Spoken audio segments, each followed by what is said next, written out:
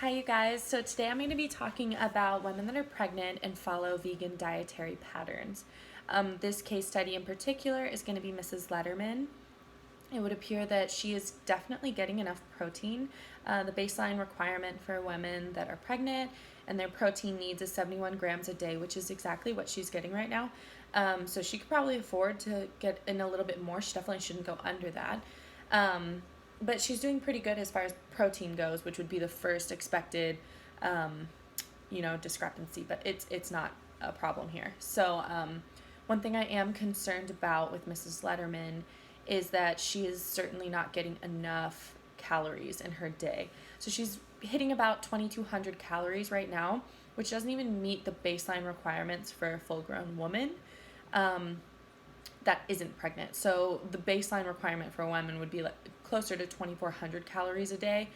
And for women that are pregnant, it goes up to about 350 to 450 plus calories a day. So she should really be aiming for around 2,800 to 3,000 calories as this baby develops and grows. And she's certainly not reaching that. So I would really like to advise her to increase her caloric intake needs. That might just mean adding a little bit of, a small meal here or there, getting some more little snacks in.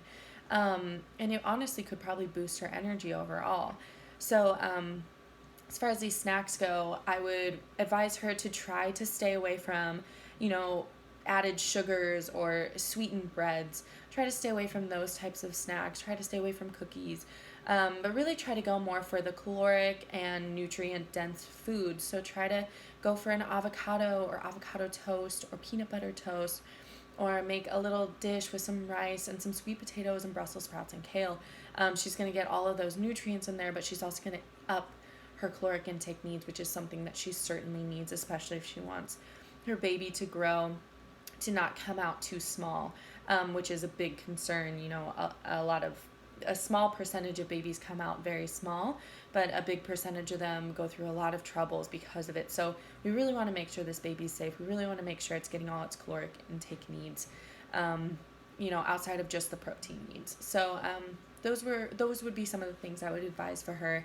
And I think for some vegans, it can be very easy to just go for, they reach this point where they've been eating so many fruits and vegetables where they get so hungry, they just go for like the cookies or the pancakes or something sweet, because their body's just hungry. And so I'd really advise her to try to not get to that point, because that can also be an issue. If you get too much sugar into the system, their body is going to become insulin resistant. You could have a lot of issues with that. So try to stay away from that. Try to give her a lot of nutrient dense foods, a little bit more energy, up that.